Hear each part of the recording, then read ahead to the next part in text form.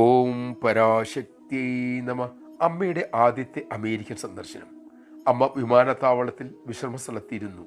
വളരെ കുറച്ചുപേരെ അമ്മയെ സ്വീകരിക്കാൻ വന്നിട്ടുള്ളൂ.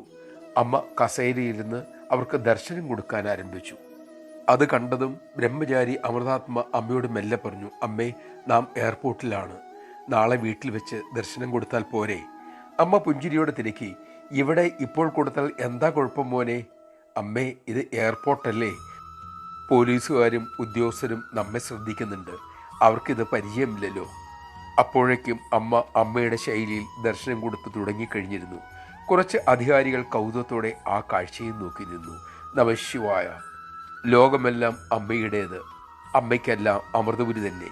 ഇന്ന് ലോകത്ത് അമ്മ എവിടെ വിമാനത്തിൽ കയറുമ്പോഴും ഇറങ്ങുമ്പോഴും ആയിരങ്ങൾ കാത്തു നിൽക്കുന്നു.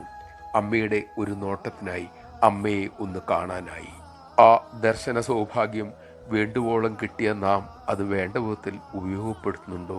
നമുക്ക് തന്നെ ചിന്തിക്കാം.